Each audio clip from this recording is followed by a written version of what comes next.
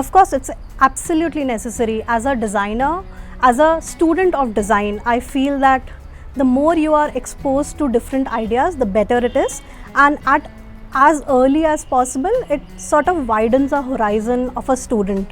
So I think the history part of landscape architecture is one of the most important things to be taught during the undergrad program, because it sort of opens up an idea in terms of understanding how it all began and what it is. Then also trying to understand the different scales at which landscape deals with. We deal with a small balcony to a larger master plan. So how to read the site as a landscape architect becomes very, very important if it is taught at an undergrad level. I think once a student sort of starts to blur the boundary between inside and outside is where landscape as a profession can flourish. And once they start doing that as a professional, I think it sort of makes them more conducive towards landscape as a profession. Landscape architecture should be taught right from the first semester, not as a subject, but through nature walks, talks, which help them understand the sensitivity of nature, which in turn makes them a responsible architect.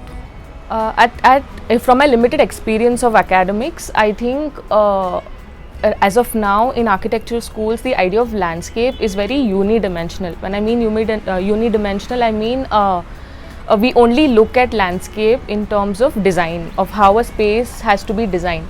But if you look at the idea of looking at landscape or probably nature through natural resources or through ecology or geology for that matter. So I think there are different lenses through which one can look at landscape, and as of now we are looking at a unidimensional landscape idea.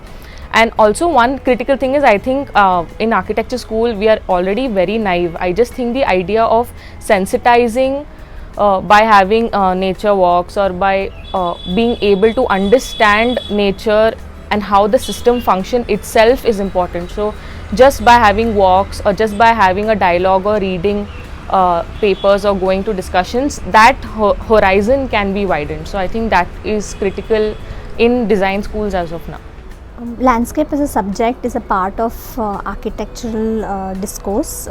We study it in our BARC course as one of the subjects in one of the semester.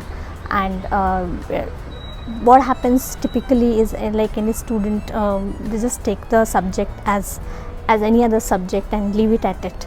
But it is so important to inculcate the thinking about landscape and its other allied dimensions into everyday design. So it has to not only be a subject anymore, but should be a part of the design process by default from day one, in fact, so that every architect that comes out after the course has sensitivity towards not only aesthetics of design on what they do, but also towards the surrounding and setting.